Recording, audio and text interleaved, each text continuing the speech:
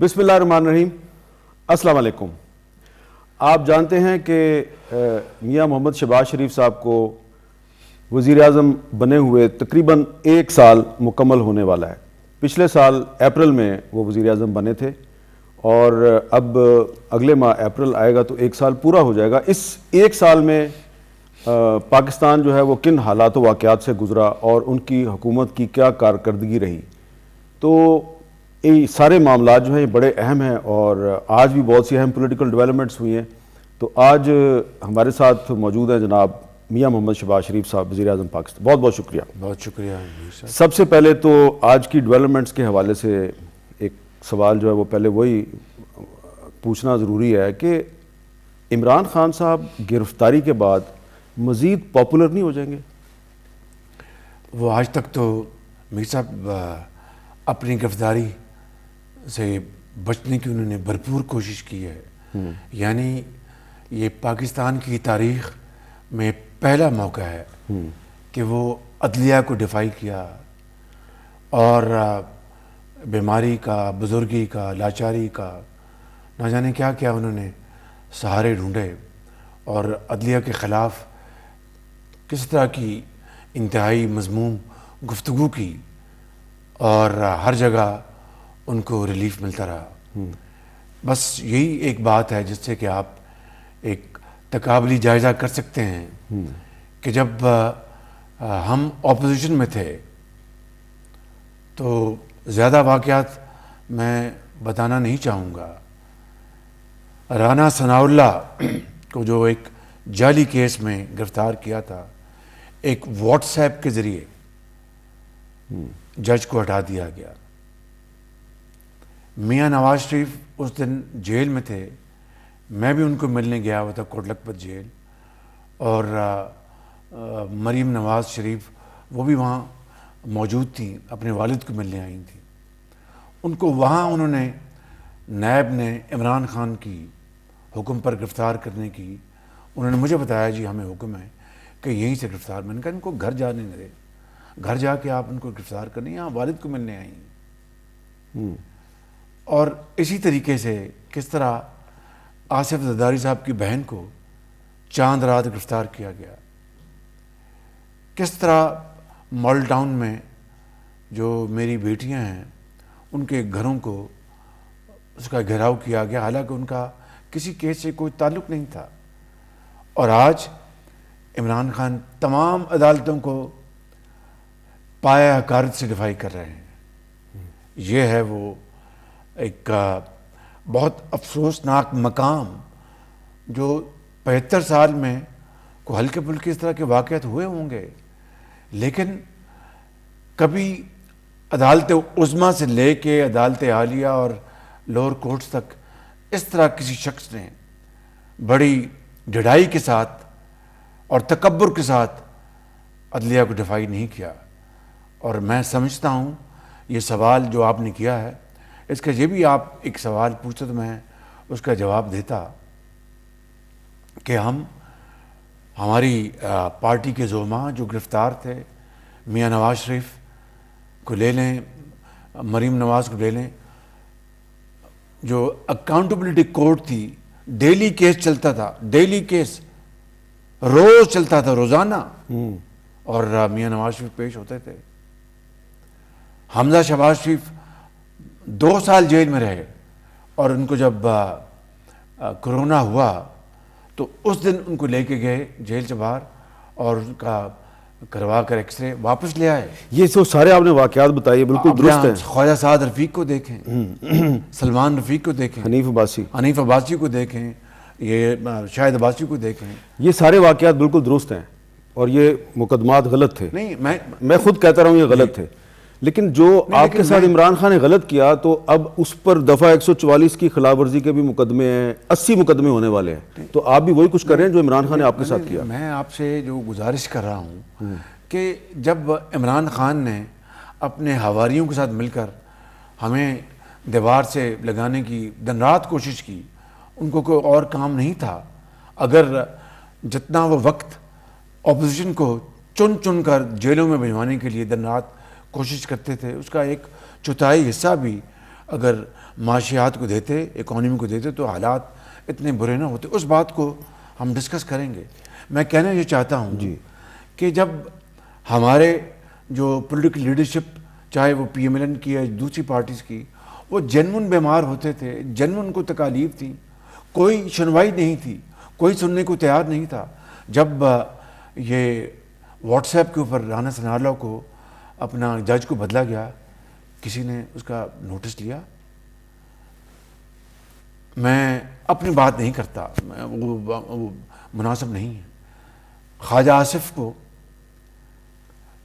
Jail میں زمین پر لٹایا گیا اور شدید سردیوں کا وہ وقت تھا, اور مجھے پتہ لگا رات کو مل جاتے ہیں اللہ کے بندے, انہوں نے کہا جی خواجہ صاحب کو تو زمین پہ لٹایا ہوا انہوں نے. میں نے کہا کمبل, میں نے کہا ہیٹر, کوئی ہیٹر نہیں ہے میرے پاس. بھی انہوں نے ہیٹر جو بہت تاخیر کے بعد دیا. میرے پاس 2 بوتلیں تھیں گرم پانی کی, جو میں نے ان کو ابھی لے کے جاؤ خواجہ صاحب کو گرم پانی کی بوتل دو, ان کو رات کو جا کے پہنچائی, وہ انہوں نے اپنے پاؤں پہ رکھی تھی, ان کو جا کے پہنچائی. آپ بتائیے کسی نے ان باتوں کا نوٹس لیا؟ نہیں لیا. میں آپ کو یعنی درد دل سے یہ بات عرض کر رہا ہوں. مجھے سیکنڈ ٹائم جب میں گرفتار ہوا تو جو ٹیررسٹ جو ہوتے ہیں, وہ جو گاڑی ہوتی ہے اینٹی ٹیررسٹ, وہ جو وہیکل, اس میں مجھے لایا گیا, اس میں لے کے جایا گیا. میں نے کہا بھائی میں کوئی ٹیررسٹ تو نہیں ہوں. ان کا جی اوپر سے حکم ہے کہ اس میں لے کے جانا ہے. میں 3 ہفتے جو ٹرائل کورٹ تھی میری, ان کو کہتا رہا کہ جی میرا حق ہے, میری کمر میں تکلیف ہے اور مجھے یہ اس لیے لے کے جا رہے ہیں کہ کھڈے میں ڈال کر اس کو کمر کی توڑی جائے, تو اگر آپ چاہتے ہیں تو ٹھیک ہے. 3 ہفتے بعد مجھے گاڑی بدلی گئی. اور آپ کو یاد ہونا چاہیے کہ ان کے نام میں نہیں لیتا, کس طرح جب جیل جاتے ہیں تو کمر کی تکلیف ان کا بہانہ بنا لیتے ہیں. اور آج مجھے ٹانگ میں گولی لگی ہے. بھائی اللہ تعالیٰ آپ کو صحت دے, میں بزرگ ہوں, میں 72 سال کا ہوں, میں اس جانے کے قابل نہیں ہوں. اچھا, وقت کی رونت جو ہے نا, اس سے ڈرنا چاہیے. وہ بالکل آپ کی بات ٹھیک ہے, لیکن آپ عمران خان صاحب جو ہیں ان کو یہ کہنے کا موقع نہیں دے رہے کہ دیکھو شہباز شریف نے 1 سال کے اندر اندر میرے پہ 80 سے زیادہ مقدمے درج کر دیے ہیں اور عنقریب ان کی سینچری ہو جائے گی مقدمات. دیکھیں, میں نے کوئی مقدمے نہیں بنائے. جو قانون اپنی حرکت میں آ رہا ہے اس میں مجھ سے قانون کو مجھ سے پوچھنے کی کوئی ضرورت نہیں ہے. البتہ جو مقدمے جو ہیں, اگر آپ یہ بات کریں تو فورن فنڈنگ, وہ تو اس کے جو فیکٹس اسٹیٹ بینک نے دیے ہیں.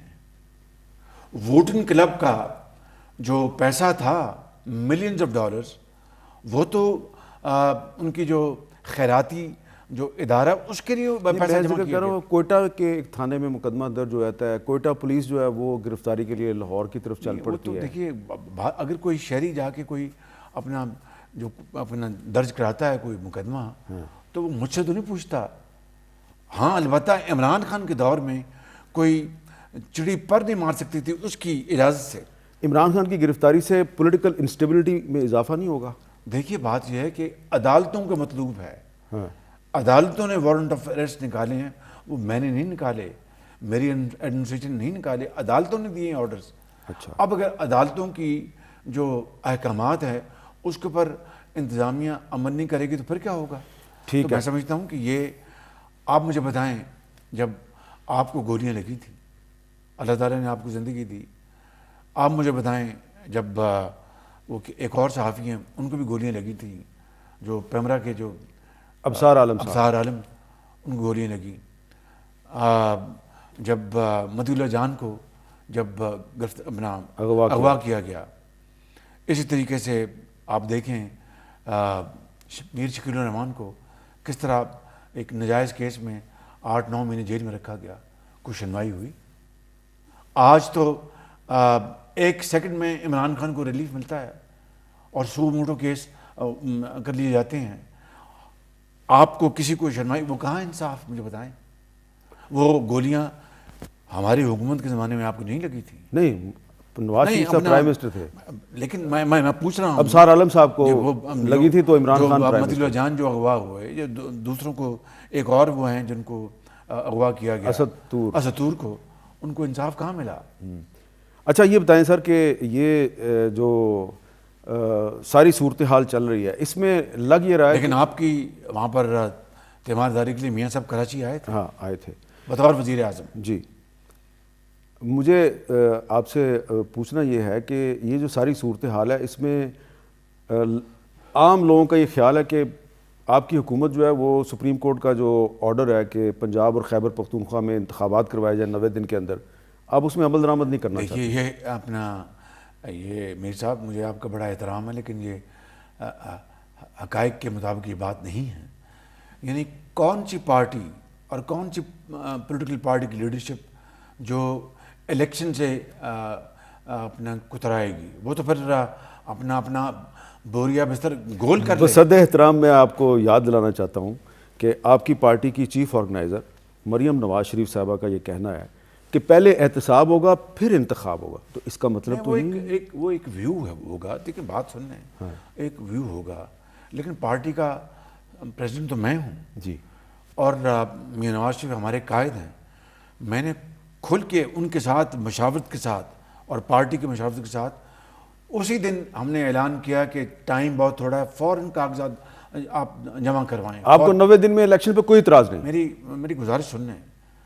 پھر ہم نے پارلیمنٹ بورڈ وہ بنایا میاں نواز شریف صاحب کی اجازت سے، اس کا اعلان کیا. اور یہاں پہ ہم نے جو الیکشن کمیشن نے جو فائنانس منسٹری سے جو معلومات حاصل کرنی تھی وہاں پر وہ جا کے اپنا جو اہلکار جو ہیں وہ وہاں پر پیش ہوئے. لیکن مجھے یہ بتائیں آپ کہ ہم نے اپنے تائیں پوری طرح ہم نے یہ اعلان کر رکھا ہے. آج بھی میں انٹرویو دے رہا ہوں، ہماری ٹکٹس کے لیے ہماری اپنا دفاتر کھلے ہیں. لوگ جا کے اپنے ریٹرننگ آفیسرز کے پاس اپنے کاغذات داخل کروا رہے ہیں. ہم نے باقاعدہ اپلیکیشن مانگی ہیں اور وہ فیصلہ بورڈ کرے گا میاں نواز شریف صاحب کی اپنا مشاورت میں، ان کی سربراہی میں. اور ہم جو ٹکٹس کا باقاعدہ ہم اس کی جلد چند دنوں میں اس کو ہم الاٹ کر دیں گے. لیکن الیکشن کرانا الیکشن کمیشن آف پاکستان کا کام ہے. اور ایک بات میں آپ کو یہاں پر بتا دینا چاہتا ہوں کہ یہ کاؤنسل آف کامن انٹرسٹ کا یہ فیصلہ ہے اور میرا خیال ہے عمران نیازی کی ہم حکومت کا زمانہ ہے 2021 جی، جب وہاں پر فیصلہ ہوا تھا کہ نئے سینسس کروائے جائیں. کیونکہ سندھ میں اور بعض صوبوں میں بعض پارٹیوں کو شدید اعتراض تھا پچھلے سینسس کے اوپر اور یہ فیصلہ ہوا اور اس کے مطابق سینسس اپنا کا عمل اس وقت جاری و ساری ہے. مجھے بتائیں کہ سینسس اگر اس کا عمل شروع ہو چکا ہے، اس کے لیے فنڈ چاہیے اربوں روپے. کس نے دیے ہیں؟ وفاقی حکومت نے دیے ہیں. اگر ہمیں خدا نہ خواستہ کوئی بہانہ تلاش کرنا ہوتا تو ہم کہتے ہیں جناب ہمارے پاس فنڈ نہیں ہیں. سینسس کے لیے باقاعدہ فنڈ دے دیے گئے اور کام پورے ملک میں اس کا تیزی سے جاری و ساری ہے. تو کیا یہ اس انتخابی عمل کا حصہ نہیں ہے؟ البتہ یہ ضرور ہے کہ بعض پولیٹیکل پارٹیز نے جو ہماری حکومت کا حصہ ہیں ان کو وہاں پر اپنے علاقوں میں اعتراض، ان کے لیے ہمارے اعتراضات دور ہونے چاہیے. تو یہ جو معاملہ میں نے آپ کے پاس رکھا ہے، پہلی بات کہ بطور ایک سیاسی پارٹی کے سربراہ کے میں نے میاں نواز شریف صاحب کی مشاورت کے بعد احکامات دے دیے ہیں پورے ملک میں جہاں جہاں الیکشن ہونے جا رہے ہیں کہ آپ کاغذات جمع کروائیں اور ہم اس کی پوری تیاری کر رہے ہیں. لیکن جو باقی جو معاملات جو آئین اور قانون سے اور اداروں سے جڑے ہوئے ہیں انہوں نے فیصلہ کرنا ہے، میں نے فیصلہ نہیں کرنا. یہ جو حال ہی میں توشہ خانہ سے جو تحائف لیے گئے اس کی جو تفصیلات سامنے آئی ہیں، تو اس میں یہ نہیں لگتا کہ ہماری جو پولیٹیکل لیڈرشپ اور بیوروکریسی اور سارے لوگ جو ہیں انہوں نے بہت ہی ڈٹائی کے ساتھ اس میں باقاعدہ لوٹ مار کی ہے اور یہ لوگ ہمارے لیڈر کہلانے کے لائق نہیں ہیں؟ نہیں، ایسی بات نہیں ہے. دیکھیے میم، یہ عمل آپ اس کو کوئی بھی نام دیں، ایک قانونی یہ اپنا اس کو سپورٹ تھی، قانونی سپورٹ تھی، قانونی لوٹ مار ہے. نہیں دیکھیے میں آپ کو عرض کروں، کابینہ میں یہ معاملہ اپنا شروع ہوا کہاں سے کہ عمران خان نے ایک ہمارے برادر ملک کے سربراہ سے جو انتہائی قیمتی تحائف لیے اور اس میں ایک خانہ کعبہ کی ماڈل کی گھڑی شامل تھی جس کی قیمت 15-20 کروڑ روپے کی ہے، شاید اس سے بھی زیادہ ہے.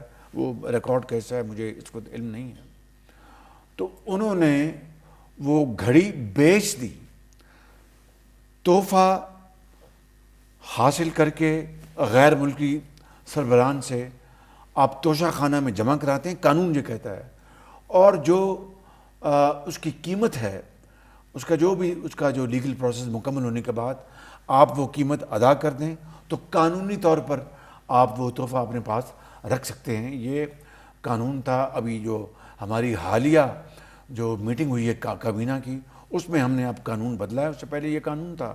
ٹھیک ہے. جو بھی پرسنٹیج اس کے تحت سب کو حق تھا, سب نے لیا. اس میں کوئی غیر قانونی بات, غیر قانونی عمل نہیں ہے. ایک بات, عمران خان صاحب نے وہ تحفہ لے کے بازار میں بیچ دیا, ایک, اور پھر جھوٹ بولا, دو, اور پھر تیسرا ایک کرمنل ایکٹ کیا کہ جعلی رسید لے لی.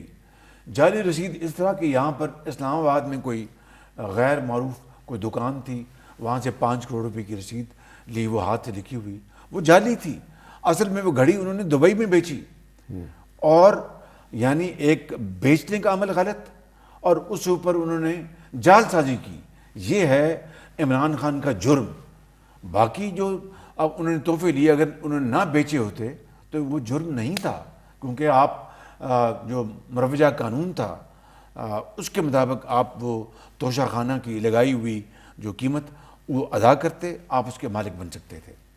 آپ کو اگر یاد ہو تو پچھلے سال, اور اس میں یہ بھی بتا دوں جی, کہ لاہور ہائی کورٹ نے اس معاملے کو ٹیک اپ کیا تھا اپنا, اور آخری جو ہمیں ان کی لاہور ہائی کورٹ کی ہمیں ان کی وارننگ آئی تھی کہ اگر ہمیں آپ تفصیل یہ نہیں جمع کرائیں گے فلاں ڈیٹ تک تو آپ کے اوپر کنٹمپٹ لگے گی. یہ بھی اسی تو کریڈٹ تو ہائی کورٹ کو گیا نا پھر. نہیں, وہ تو کابینہ کو گیا. چلے, کابینہ کو گیا. دونوں کو دے دیتے ہیں ہم. مہربانی آپ. اچھا, یہ بتائیں کہ آپ کو یاد ہوگا کہ پچھلے سال اپریل میں جب تحریک عدم اعتماد سے کچھ دن پہلے آپ سے, اور قطع کرم معاف, ان کی محترمہ جو ہیں, جو عمران خان صاحبہ کی جو ان کی اہلیہ ہیں, انہوں نے, آپ نے دیکھ لیا وہ کتنے کروڑوں روپے کے جو گفٹس تھے وہ ڈائریکٹلی ملٹری سیکرٹری سے لے لیے, کسی کو اس کا علم بھی نہیں تھا.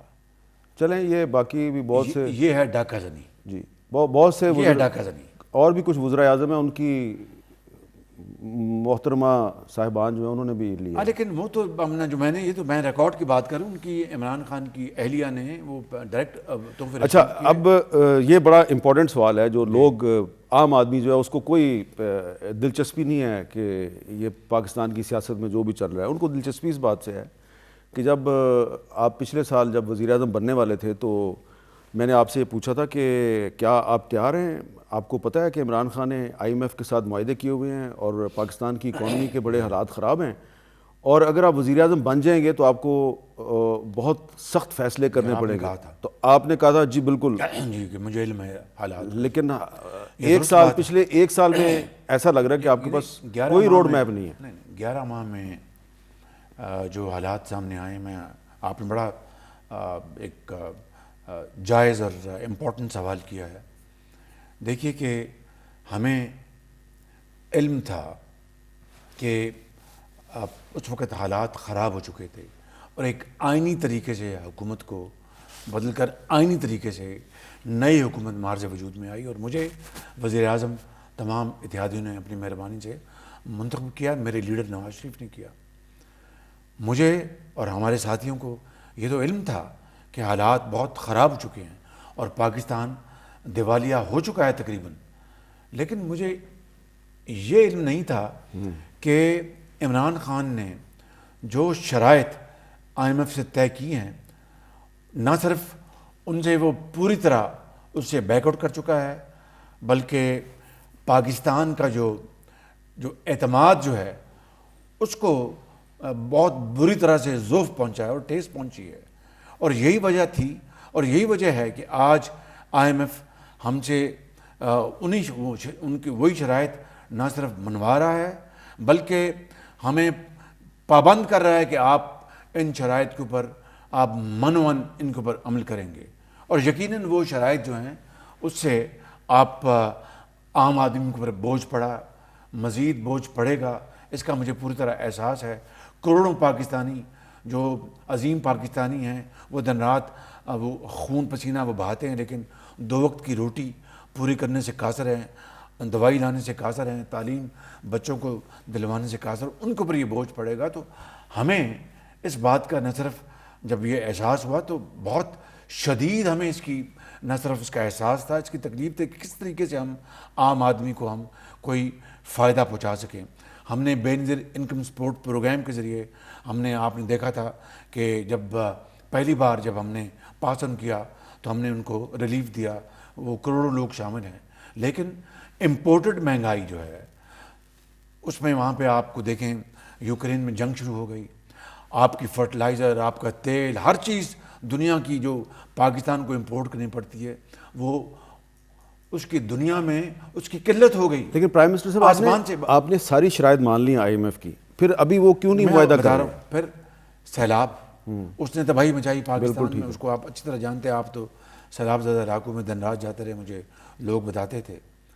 اور پھر عمران نیازی کا ایک جھوٹ اور شرمناک جھوٹ کہ یہ امریکہ نے حکومت بدلی ہے، اور اب آ کے 9-10 مہینوں بعد انہوں نے کہا کہ میں معافی مانگتا ہوں، امریکہ نے نہیں بدلی. تو 10 مہینے جو ہیجانی کیفیت جو پیدا کی گئی اور ملک میں انسٹیبلٹی پیدا کی گئی، اس کا کون ذمہ دار ہے؟ کیا میری بات دیکھیں، میرا ایک سوال ہے کہ آئی ایم ایف جو ہے وہ معاہدہ نہیں کر رہی آپ سے، نہیں، اس کا فائدہ عمران خان کو نہیں پہنچ رہا؟ نہیں، ہم انشاءاللہ دیکھیے ہم جو آئی ایم ایف کی جو کڑی ترین جو شرائط ہیں وہ بھی ہم نے ماننی. جو سٹاف لیول ایگریمنٹ وہ چند دنوں میں انشاءاللہ ہو جائے گا. ڈار صاحب 1 مہینے سے کہہ رہے ہیں کل معاہدہ ہو جائے گا، پرسوں ہو جائے گا، نہیں ہو رہا. دیکھیے بات سنیں، تو فائدہ تو عمران خان کو مل رہا ہے. میں آپ کو بتا دیتا ہوں نا، یہ ہم کو بات چھپانے والی تو نہیں ہے، قوم کو بتانے والی بات ہے.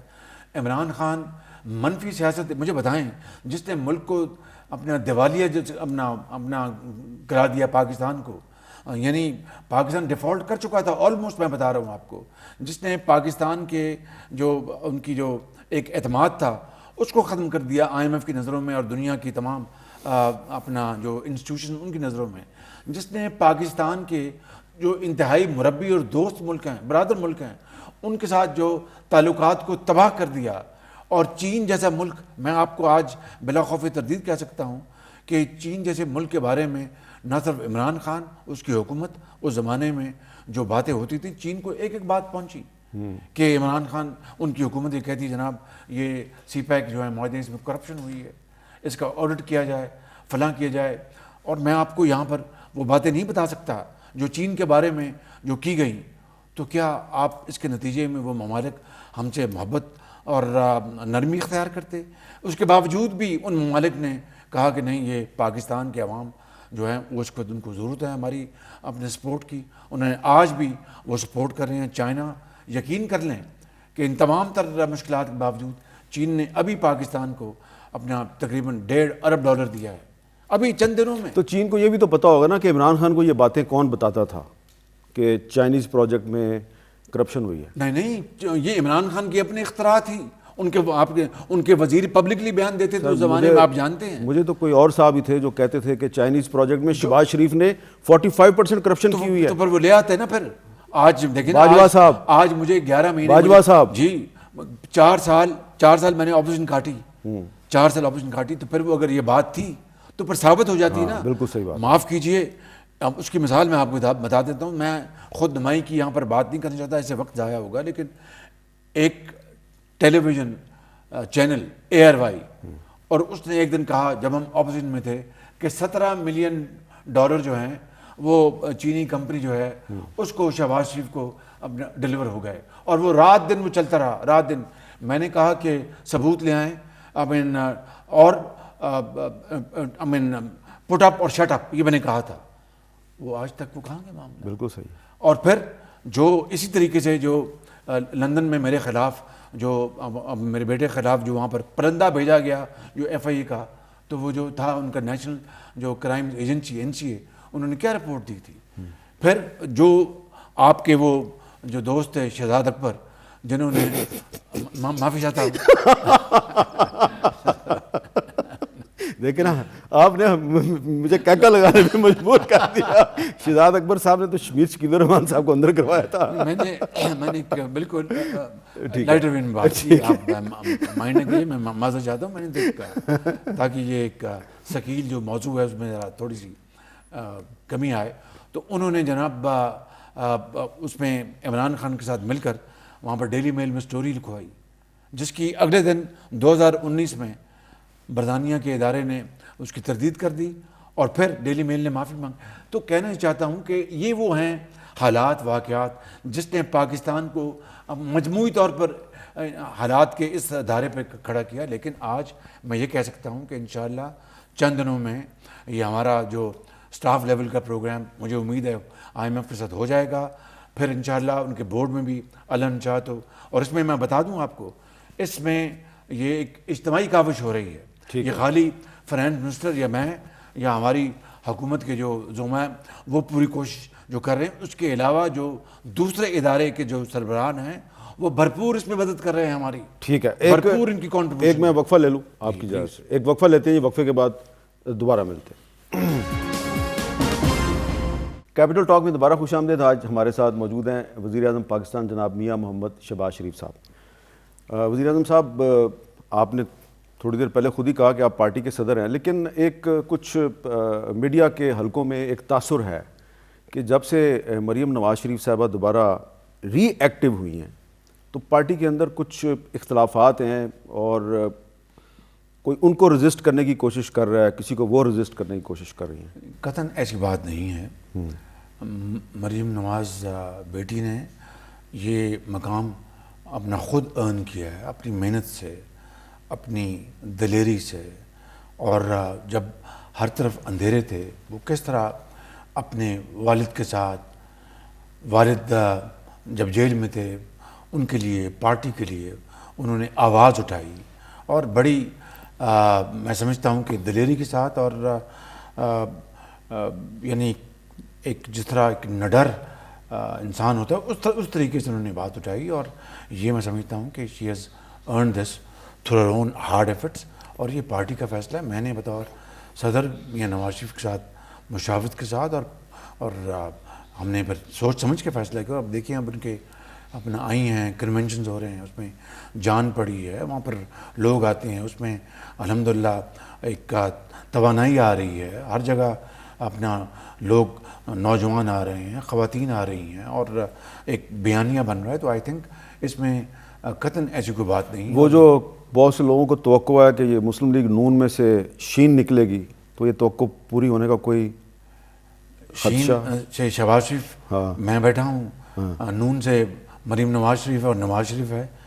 دیکھیے جن کو یہ توقعات تھی اور جو دن رات میں سمجھتا ہوں کہ جھوٹ بولتے تھے اور بے بنیاد الزامات لگاتے تھے کہ نون علیحدہ ہو جائے گی, شین علیحدہ ہو جائے گی, نہ جانے وہ کیا کیا اپنا بیتوکی باتیں کرتے تھے, آج ان کو منہ کی کہانی پڑ رہی ہے. الحمدللہ نون لیگ نواز شریف کی لیڈرشپ میں آج پہلے کی طرح اور اس سے بھی زیادہ مضبوط ہے. اور انشاءاللہ جب میاں نواز شریف پاکستان انشاءاللہ جلد علاج کے بعد تشریف لائیں گے تو آپ دیکھیں گے کہ پورے ملک میں جو نون لیگ جو ہے اس میں بے پناہ قوت, توانائی اور اس میں حوصلہ آئے گا انشاءاللہ. نواز شریف صاحب جلد تشریف لائیں گے ہفتوں میں یا مہینوں میں؟ یہ چند دنوں میں بھی ہو سکتا ہے, چند ہفتوں میں بھی ہو سکتا ہے. لیکن ہم پوری اپنی جو قانونی اور سیاسی آپشنز ہم استعمال کر رہے ہیں انشاءاللہ, ہمارا حق ہے. ٹھیک ہے. اور جو ہی میاں صاحب کو ان کے ڈاکٹرز الاؤ کریں گے وہ یہاں پاکستان تشریف لائیں گے.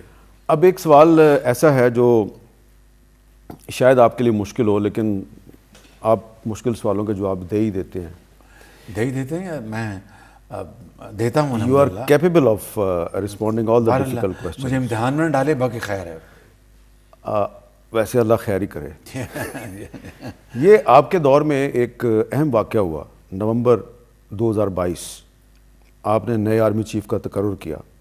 وہ بڑے عرصے کے بعد سینئر ترین فوجی جرنیل جو ہے اس کو آرمی چیف بنایا گیا. لیکن حالات و واقعات ایسے تھے, لگ یہ رہا تھا کہ بڑا ہی مشکل کام ہے. کیا واقعی یہ مشکل کام تھا؟ دیکھیے پہلی بات تو یہ ہے کہ یہ فیصلہ الحمدللہ ٹوٹلی میرٹ پہ ہے. جو ہمارے اس وقت سپہ سالار ہیں وہ سینئر ترین وہ جرنیل تھے اس وقت, اور اس کے بعد دوسرے جو جنرلز ہیں ان کے بعد ہی was the senior most at that time. مشکل اس لحاظ سے یہ کہہ سکتے ہیں کہ پاکستان کی تاریخ میں بدقسمتی سے یہ جب ٹرانزیشن ہوتی ہے, ہمارے نئے سپہ سالار آتے ہیں تو ایک چہم گوئیوں کا, ایک افواہوں کا بازار گرم ہو جاتا ہے. یہ ایک بدقسمتی ہے, بعض نہیں بلکہ بے شمار ممالک میں جب یہ تبدیلی ہوتی ہے تو ان کو پتہ بھی نہیں ہوتا کہ کون سپہ سالار ریٹائر ہوا اور کون نیا آیا. لیکن پاکستان میں یہ ایک ہمارے معروضی حالات ایسے رہے.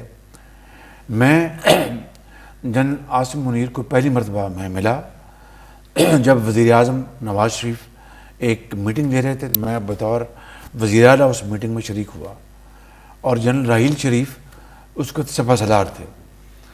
تو انہوں نے کہا کہ وزیر اعظم جنرل عاصم منیر تلاوت کریں گے.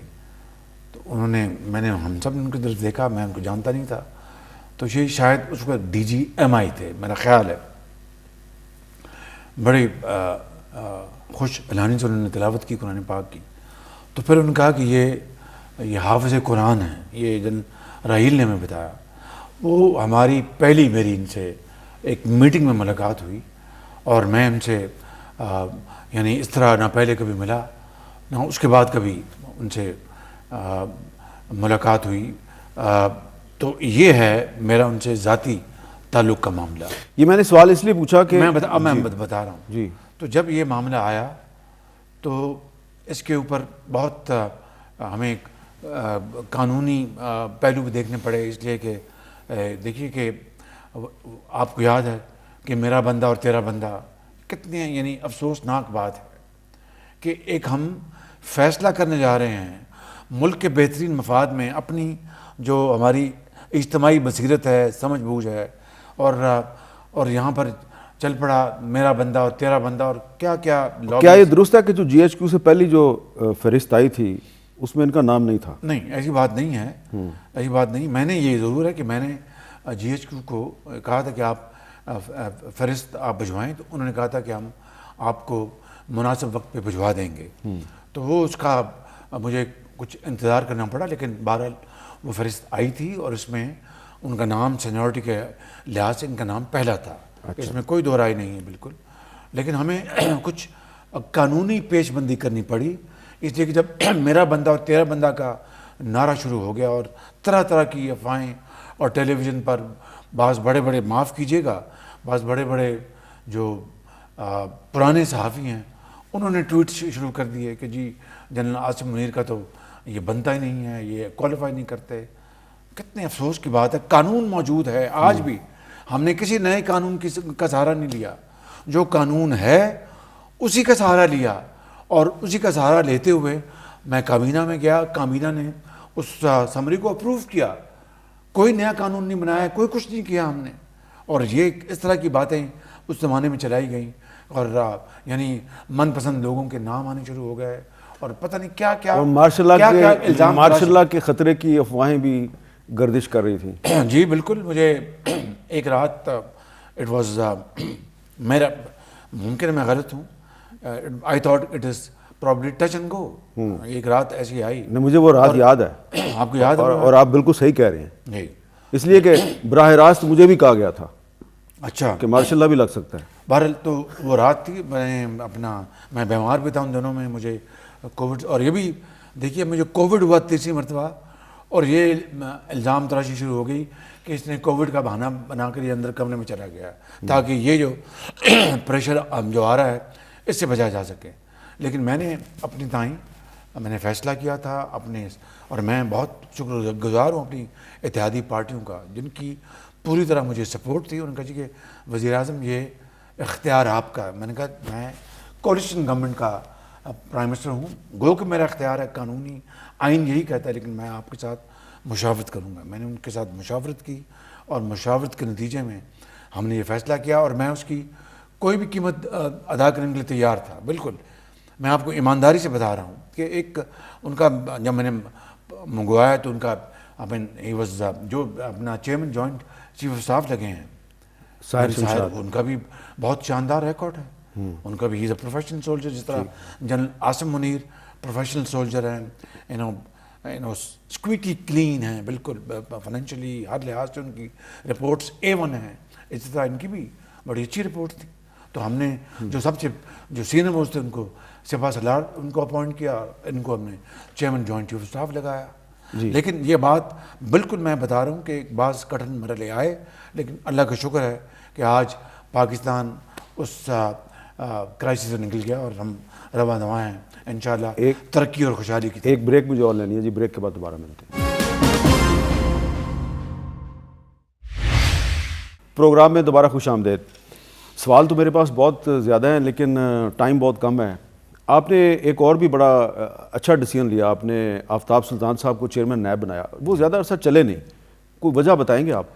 اس میں کوئی دو رائے نہیں کہ آفتاب سلطان ایک بڑے پروفیشنل اور ایک آنیسٹ انسان ہیں, اور انہوں نے اپنی پوری زندگی بہت اچھے طریقے سے گزاری. لیکن انہوں نے اپنی ذاتی وجوہات کی بنا پر انہوں نے استعفیٰ دیا, جو ریلیکٹنٹلی ہمیں اس کو قبول کیا. لیکن میرے دل میں ان کے لیے بڑا احترام ہے. He is a very fine officer and outstanding officer.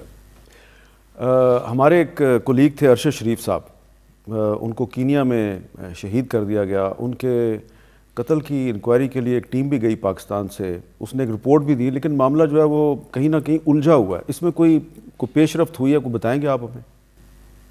اس میں 3-4 باتیں. بڑا افسوس ہے, انتہائی دکھ ہوا ان کی موت کا, اور جن حالات میں ہوئی وہ انتہائی قابل مذمت اور قابل افسوس ہے. میں نے ان کی والدہ محترمہ سے میں نے فوری طور پر ان سے بات کی, اور جو انہوں نے مجھے ہدایت دی میں نے اس پر عمل کیا. میں نے فوری طور پر کمیشن بنایا, آپ کے علم میں ہے. لیکن بعض اپوزیشن زعماء نے کہا جی کہ ہمیں یہ کمیشن منظور نہیں ہے, سپریم کورٹ کا کمیشن بنایا جائے. میں نے سپریم کورٹ کی چیف جسٹس کو خط لکھ دیا. اس کے اوپر ابھی تک مجھے اطلاع نہیں ملی کہ انہوں نے کیا فیصلہ کیا. پھر میں نے کینیا کے صدر سے میں نے خود بات کی, اور ان سے میں نے بات کی, ان سے میں نے ساری صورتحال کی, میں نے ان سے اطلاع لی اور ان کو گزارش کی کہ ہمیں مہربانی کر کے حقائق سے ہمیں آپ بتائیں. جو ڈی جی آئے ہیں ہمارے اس وقت, انہوں نے اس میں پوری دلچسپی لی, انہوں نے پوری معاونت کی تاکہ ہمیں کینیا سے پوری ہمیں جو فیکٹس ہمیں مل جائیں. وہ فیکٹس وہاں پر آئے بھی, ٹیم ہماری وہاں پر گئی. پھر میں نے دوبارہ بات کی کینیا کے صدر سے, دوبارہ ابھی 2 ہفتے پہلے, میں نے 3 ہفتے پہلے میں نے کہا کہ جناب صدر ہمیں وہ رپورٹ بھجوا دیں جو آپ کی جو انویسٹیگیشن ٹیم نے بنائی ہے, تاکہ میں یہاں پر سپریم کورٹ میں اس کو جمع کرا دوں. سپریم کورٹ کا یہ حکم ہے کہ ہمیں وہ رپورٹ دی جائے.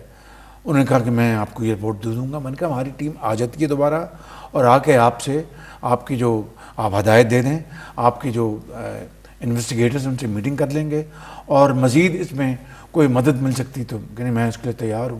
آپ اپنے سفیر کو کہہ دیں کہ وہ میرے اسٹاف سے رابطہ قائم کر لے اور ہم پوری مدد کریں گے. میں نے اسی وقت اسی رات میں نے فارن آفس کو کہا, میں نے فاطم صاحب کو کہا. تو میں اب انتظار میں ہوں کہ ہماری ٹیم کو بلائیں تاکہ وہ ساری انفارمیشن مل جائے تاکہ ہم.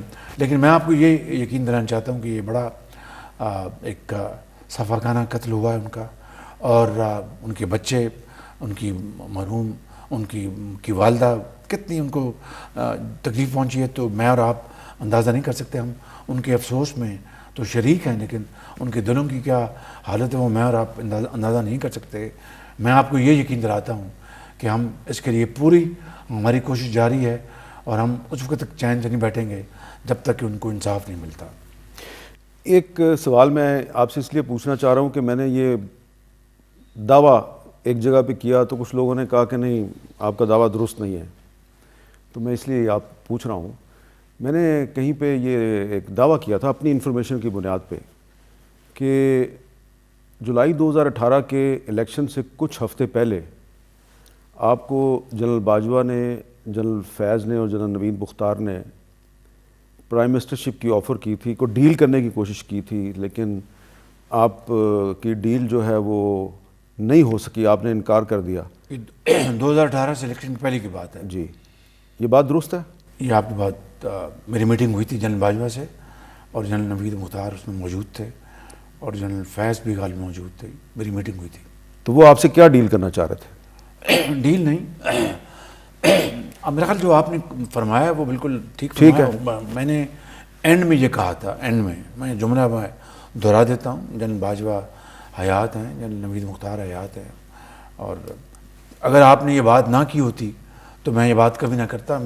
میری ایک اصول ہے کہ اس سینے میں بڑے راز دفن ہیں، اور بھی بڑے بڑے راز دفن ہیں، وہ میں قبر تک لے کے جاؤں گا، کیونکہ یہ پاکستان کے جہاں پر معاملات نیشنل انٹرسٹ جہاں پر ہو تو میں ان میں، چونکہ یہ بات آپ نے کر دی ہے پبلکلی، تو میں نے اینڈ میں یہ کہا تھا کہ نواز شریف میرے بڑے بھائی ہیں، میرے باپ کی طرح ہیں، میرے لیڈر ہیں۔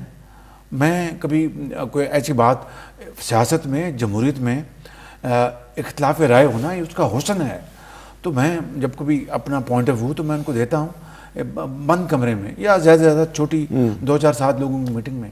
یہ ان کا مہربانی ہے، کبھی وہ اس کو ایکسیپٹ کرتے ہیں، کبھی وہ نہیں کرتے، وہ لیڈر ہیں، ان کی مرضی ہے۔ لیکن اگر کوئی یہ سمجھتا ہے، میں نے جنرل باجوہ کا نام نہیں لیا، وہ بیٹھے تھے، جنرل نوید مختار بیٹھے تھے، جنرل فیض بیٹھے تھے، میں نے کہا تھا یعنی کوئی اگر یہ سمجھتا ہے کہ میں اپنے بھائی کو چھرا گھونپ کے وزیر اعظم بن جاؤں، میں نے کہا میں ایسی وزارت عظمیٰ 10 مرتبہ قربان کر دوں گا۔ دیکھیے نواز شریف وہ لیڈر ہے جس نے پاکستان کو ایٹمی طاقت بنایا، کرنے والے اللہ تعالیٰ کے ذات ہے۔ ذوالفقار علی بھٹو مرحوم سے یہ سفر شروع ہوا، اور تمام بعد میں آنے والے اپنا حکومتوں نے اپنا حصہ ڈالا، لیکن یہ ہما اپنا یہ تاج نواز شریف کے سر سجا جب انہوں نے بل کلنٹن کی 5 آفرز کو اپنا، میرے سامنے باتیں ہوتی رہیں کہ مسٹر پریزیڈنٹ میں یہ نہیں کر سکتا، میں نے، ہندوستان نے یہ بڑا زیادتی کی ہے، میں پاکستان کے مفادات میرے لیے بہت اہم ہیں، میں یہ آفر نہیں لے سکتا، بہت شکریہ آپ کا۔ تو انہوں نے اپنا ایٹمی دھماکہ کر کے پاکستان کی دفاع کو ناقابل تسخیر بنایا۔ 2016-17 میں سی پیک، اور خود اپنی جیب سے اربوں ڈالر خرچ کے پاکستان کے اندر بجلی کے اندھیروں کو ختم کیا۔ 2 سی پیک کو لا کر پاکستان میں 30-35 ارب ڈالر کی سرمایہ کاری کی، اور ایک بینچ بنتا ہے اور اپنا وہ پاناما سے اقامہ بن جائے۔ کتنا ظلم ہے، کتنی زیادہ۔ تو اگر آپ انکار نہ کرتے تو عمران خان صاحب وزیر اعظم نہ بنتے؟ جی اگر میں انکار نہ کرتا تو آپ ہی نے بنوایا۔ لیکن میں نے کہا کہ میں اپنے قبر میں جاؤں گا، یہ تو میں اپنا ایک تہمت لے کے، یہ کالک منہ پہ ملا کے میں یہ اس سے پہلے جو شہباز شریف صاحب کو رحیل شریف نے، اس سے پہلے پرویز مشرف نے جو آفرز کی تھی، اس پہ پھر کسی وقت دوبارہ بات کر لیں گے، کیونکہ ابھی پرویز مشرف کی تو بات میں بتا چکا ہوں، باقی اپنا مہربانی آپ۔ بہت بہت شکریہ، بہت بہت شکریہ۔